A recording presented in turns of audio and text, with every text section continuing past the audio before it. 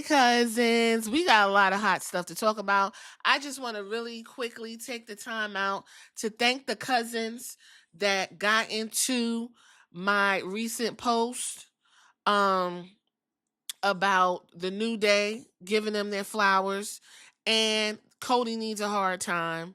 Those are my slow burners, and I appreciate the slow burners because usually the comments is jumping. That's where I get all my good comments and the thought process and the coherent stuff is in the slow burner. So I appreciate y'all for patronizing that and doing what you could.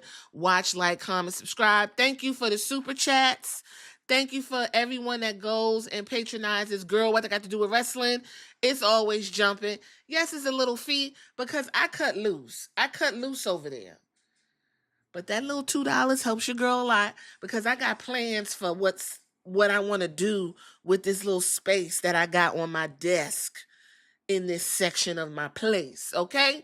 With that being said, let's go ahead and dive into this. So, WestSide Gunn. I'm gonna give you a little brief synopsis on who he is because a lot of people don't know who this man is. Okay, WestSide Gunn. I like to give a little educational information about the person before we dive into it. Okay, everyone's seen the guy. He's usually front row at AEW and at WWE events. He is also, I want to say, the guy that's behind Fourth Rope Wrestling Promotion.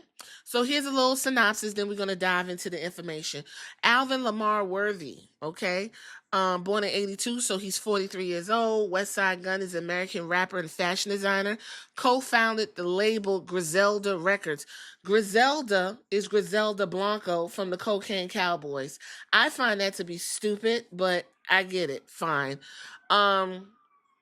In 2014, his half-brother Conway the Machine and their cousin Benny the Butcher founded Griselda Records. Since 2005, he has released 5 studio albums in addition to a wide catalog of mixtapes and extended plays. Gunn was affiliated with Shady Records from 2017 to 2020, but has since returned to independent work. Okay? So, he got a lot of stuff. Y'all could go dig into the crates. I'm not familiar with anything popular, but what I do know is this Hills Have Eyes thing that I see a lot on my wrestling feed. So on April 18, 2025, Gunn released Hills Have Eyes, named for his wrestling promotion. It contained the song Egypt, which was later remixed to feature Doechii. He released Hills Have Eyes 2 on August 28th and released Hills Have Eyes 3 on October 31st. Gunn created Fourth Rope in 2024, which is a wrestling promotion combined with his Hills Have Eyes concert tour for his mixtape Still Praying, which released in 2024. On January 24, 2025, he announced his involvement with the new hardcore punk band called Dissension and posted a preview of the song Black Hole. Okay? Gunn is a devoted fan of wrestling, with him saying he attends SummerSlam and WrestleMania annually. September 7, 2020 edition of AEW Dynamite, Gunn escorted wrestler, close friend, and fellow Buffalo native Daniel Garcia to the wrestling ring to face Wheeler Yuta in the ROH Pure Championship match, which Garcia won. He later accompanied Swerve Strickland during his AEW World Championship defense at the AEW All In 2024 alongside Bun B, DJ Woo Kid, and Flash Garments, where Strickland then went on to lose to Daniel Bryan. Gunn owns about $1 million in collections of drawings, paintings, and toys. Between 50 and 100 paintings in his collections were created solely for him. In 2017, he formed a business partnership with painter Isaac Palayo after offering to purchase a painting of his, with Palayo going on to create album covers for Gunn and Griselda rapper Armani Caesar. Okay, so now that we got that going, because you got to know it, he was on X last night, very upset. Okay, very upset yesterday because he was escorted out of the WWE Monday Night Raw. Let's listen. What's your name? Mark Brenner. Mark Brenner kicked me out of Monday Night Raw, my $5,000 seat. For no reason. All these people in here. $5,000 seat. Now, when we talk about why no one can afford the goddamn tickets, is because you got morons like this paying $5,000. But we're going to get into his ex post. Now, I'm going to do the best I can reading this, because I'm telling you right now, this motherfucker wrote in shorthand, and it can be very difficult for me, okay? So let's get into what he said, breaking down and speculate as to why he got put out. So he said, for years, nobody with 2 feet has spent the amount of money I have supporting and pushing a brand I've loved since I can remember. I sat front row at every big show, literally. All the good times it brought to my life, to the point when I started making music, I incorporated in everything like Wu-Tang did karate. I made people who hated the product watch it again. I made it look cool when at a time people thought it was nerdy. Okay? I watched the same company sit countless of people next to me who's not even fans for real and act like I didn't exist. I was threatened to take everything out of my music, which I only did to pay homage, or my whole catalog would be demolished, and everyone knows how hard I worked coming from Buffalo for me to get that threat for just supporting and being a real fan hurted me.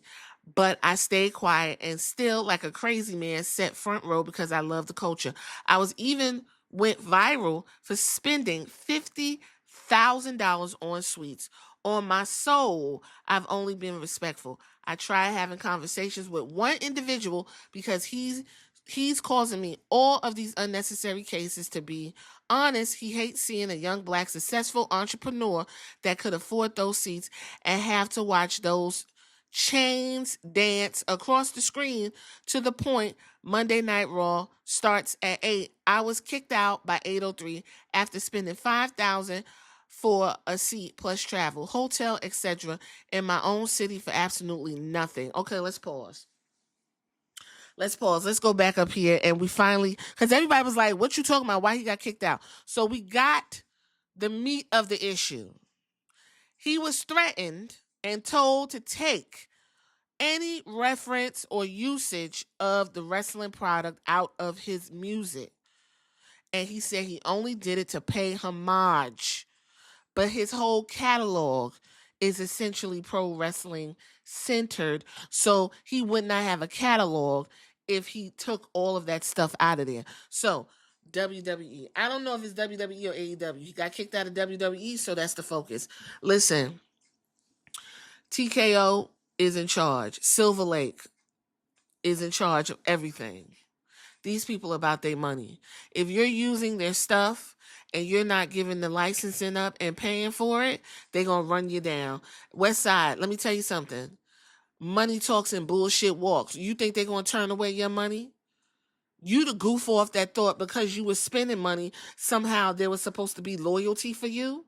That's your fault. And I wish people would fucking understand that these companies are not loyal to anybody but the almighty green dollar and their stakeholders, stockholders, whatever you want to call them, okay? So these people told you to cut the shit or run you their money, and you still went to the show and spent $5,000. And you said it like a crazy man, because you love the wrestling culture, which, by the way, isn't friendly to black people and never have been. Y'all can say what the fuck y'all want. I'm not going to sit here and play dumb. Pro wrestling never been friendly to black people. But we still want to enjoy it. We got in there. We did the best we could with what we got and had to face all that hate. But you goofy ass motherfuckers really think, oh, I got a big gold chain and it dance. He said the big gold chain dances all in the audience, and I spent $5,000 plus hotel and they kicked me out. You spent $50,000. Remember, we asked who the fuck is paying for these damn seats? WestSide Gunn, the guy with the green shirt, the one dude with the Trinidad and Tobago flag. Moving right along, he said, no lie, the kid in me heart broke that day. I put the billboard up that $1 Million Man billboard, which he loves. And I wanted to push him in the culture because he deserves it. And to show Virgil love for the culture, I get a letter saying. And then he stopped. So I don't know if y'all saw the picture floating around, or it was like a TikTok video in Times Square or whatever city. It was a big giant billboard he took out on a digital, and it was his album cover, and it was Virgil and the $1 Million Man. Now I don't know if he knows what the $1 Million Man got caught up in, but $1 Million Man been running those people down in Mississippi all up and through that motherfucker. So I don't know what culture you trying to lay him on, but it ain't this culture. Virgil been fucked up in the game for a minute, and I'm pretty sure he enjoyed seeing that in his heyday. But you can't do that if that is licensed to WWE, baby. You can't do it. That's just like Disney. There was a girl making these pretty Disney glasses, and they were all themed by Disney princesses. Beautiful glasses. She handmade them, selling them on TikTok. Guess who knocked on her door? Disney. They said, ma'am, those glasses are pretty, but that ain't no motherfucking Snow White. I don't remember you calling me and asking for Snow White.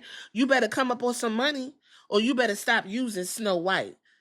Because Disney got that money that's going to take you all up and through that motherfucking court.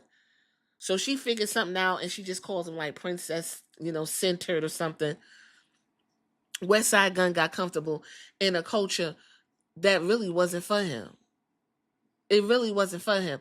I thought we understood that they'll use black culture, the rap music, the style, the boisterous, the outward display, the macho-ness and all of that. They'll use that, but they don't want to see black people actually do their own culture. I thought we understood this. WestSide Gunn just got what I call a nigga wake-up call. He just got the call. He got the call. Moving right along. He said, so I said, you know what? I'm going to show love only to people that show love to me from now on. So you don't have to worry about me pushing that product over there again. And it's sad because I still love them, but I have my own company, Fourth Rope. And yeah, we're the underdogs, but we still love this shit. It's not about money. We're going to keep pushing culture. And we're honored, and I'm honored to have Josh Bishop 187 on the trilogy cover because he deserves it for being in me from day one, believing in me from day one as my first official wrestler. So he got his album cover. It's bloodied, and it's the first wrestler for his Fourth Rope. Now, I saw Zillify 2 over there, Enzo Amore over there. Like, they got a nice little roster on Fourth Rope. But again, this guy the people ran down on him because you got comfortable. This isn't for us. We're there, and our culture's on display all over the place. Some wrestlers literally turn and morph into a culture that's not theirs. But I thought everybody understood that you got to tiptoe around these motherfuckers and don't get too comfortable. You spend $50,000 and then you turn around and spend another $5,000. You could just say $10,000, including hotel, airfare, and all that. And you thought these people was loyal to you? Not this wrestling fan base. Not to mention,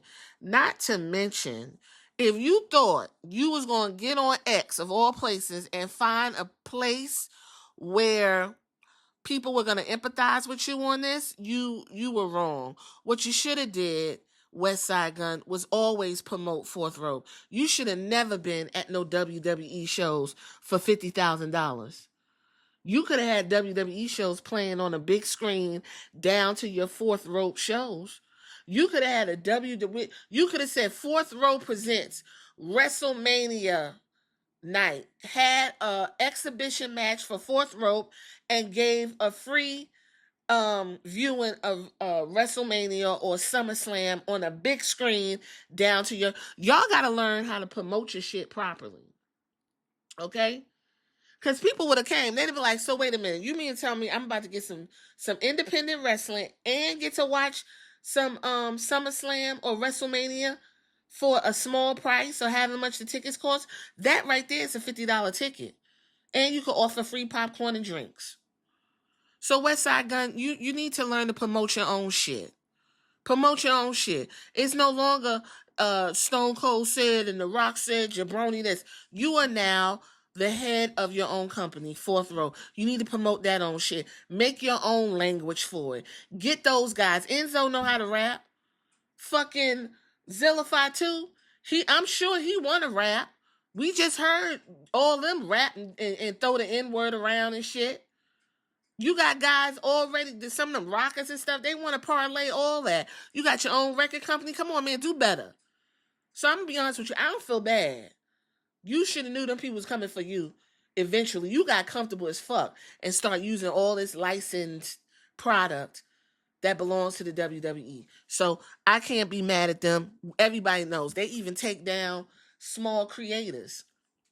It's a reason why you don't see me using footage from WWE. And if I do like a short, I'll just use photos. Because if you use footage and then upload it, they'll tell you like you're going to have to like share some of the profits or you can't monetize it. WWE ain't playing. They all in debt and all that old shit. This is a new day. Maybe Vince was like, yeah, that's cool. It's cute. Come shake my hand. I'll let you do a little yang yang or whatever. But these motherfuckers is about their money. And so they put your ass out. They could have explained it to you, but apparently you've been warned and told already. So I'm going to leave it right there. Y'all get in the comments about that.